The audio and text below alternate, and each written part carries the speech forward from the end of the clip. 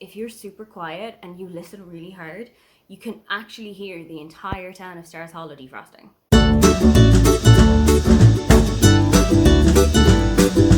Hi, welcome, come on in. My name is Aoife and today I am going to take the Finally Fall book tag.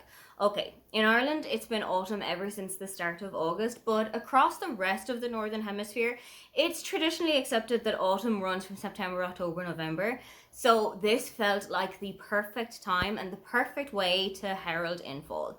I've actually seen this tag being done a couple of times, mainly as blog posts, but I've also seen it as a YouTube video. I've seen it, for example, on Sanne from Books and Quills channel, and I just felt like this is the perfect way to kickstart autumn. Starting with question 1. In autumn, the air is clean and crisp. What is a book that has a super vivid setting? For this one, I have gone with American Royals by Catherine McGee. You really have to sell it when you're writing a book about a completely alternate reality. In the world of American Royals, following the Battle of Independence in the US, George Washington didn't become a president, but instead he became a monarch. A couple of hundred years later, and you are following the life of George V, who is now on the throne, but his heir apparent is Beatrice. She's his eldest daughter, and she is set to become the first queen regnant after her father's passing. Now, throughout the whole book, you really start to see Beatrice coming to terms with just how big of a responsibility this would be if her father were to ever pass away. She would be in charge of an entire country when she's only about 19, 20, 21 years old. She's also completely fallen for what might be construed as the wrong person. Beatrice has completely fallen in love with Connor, who is her bodyguard. But she has been set as an arranged marriage to Theodore, or Teddy, who is the Duke of a dukedom quite local. Situations start to arise when it turns out that Teddy has caught the eye of Samantha, Beatrice's younger sister. I absolutely loved this book. It really does sell it to you that America is a monarchy rather than as a republic, and I absolutely loved how in-depth it all goes. It did feel a little bit weird in that every country in the world was a monarchy, however. I didn't really enjoy that aspect to it. I felt like it had completely done away with the idea of republics at all. But overall, I had a really great time with this book. I gave it a 5 stars when I read it first, and I'm really hopeful that if I ever were to go back to it, I'd still rate it just as highly. Question 2. Nature is beautiful, but it's also dying. Name a book that is written beautifully, but that deals with a heavy topic such as loss or grief or death. And I have to go with The Hate U Give by Angie Thomas here. I was completely blown away when I read this book. It's about Star, a young girl who is living in a kind of poorer area of town, but she has a scholarship, so she's attending one of the really big private schools in the area.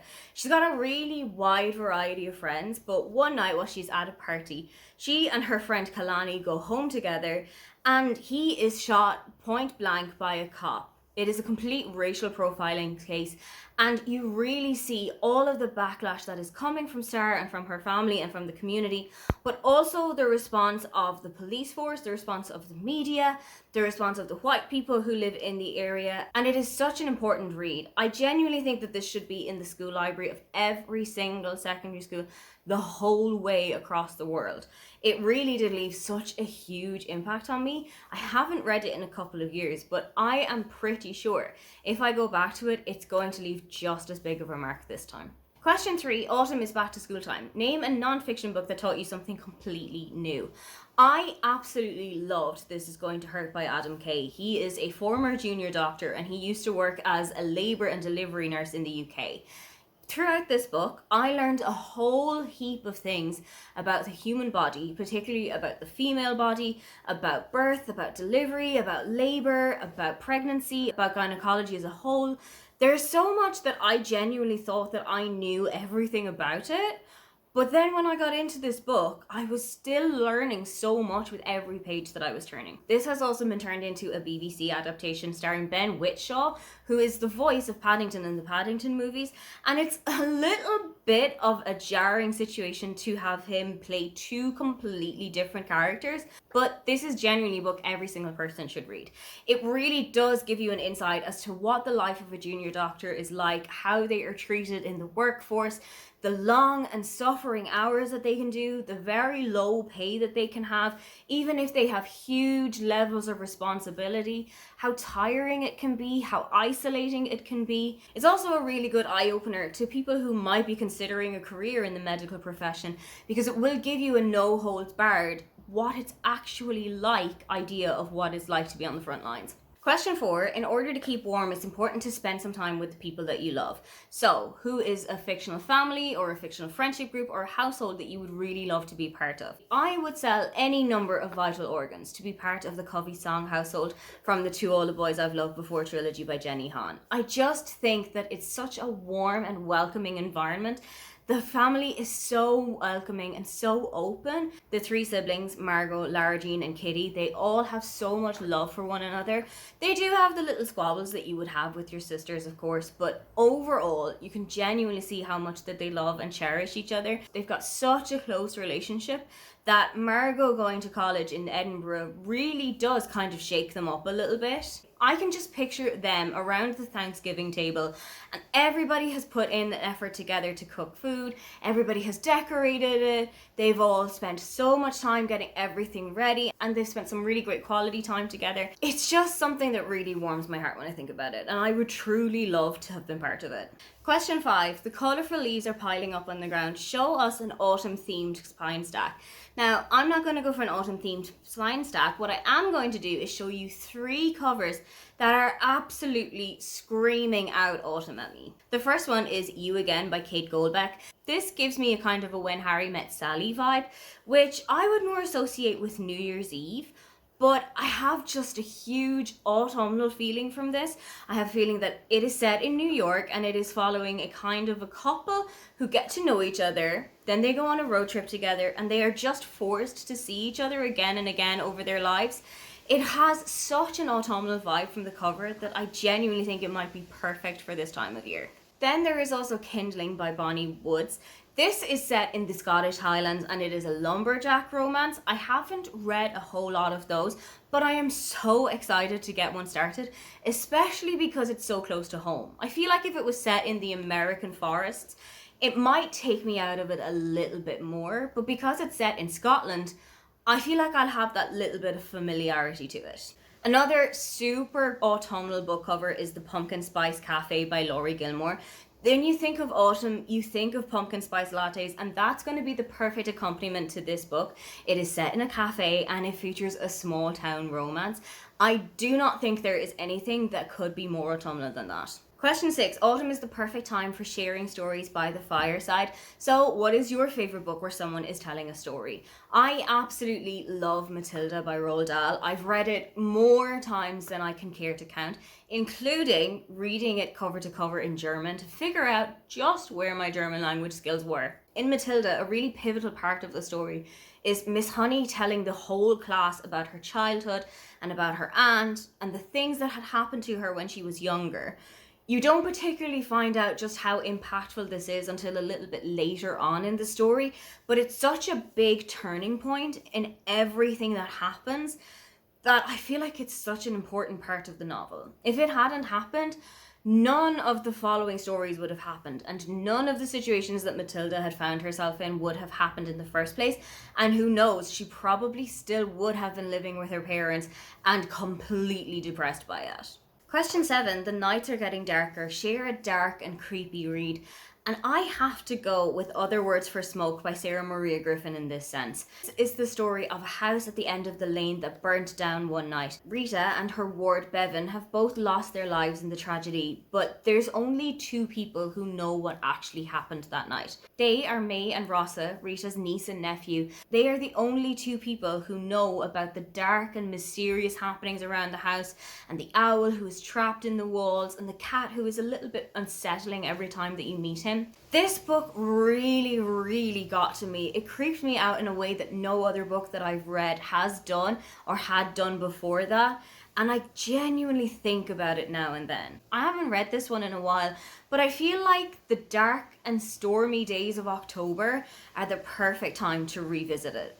Question 8. The days are getting colder. Name a comforting and heartwarming book that might brighten up somebody's cold and rainy day. absolutely 1000% Heartstopper by Alice Oseman.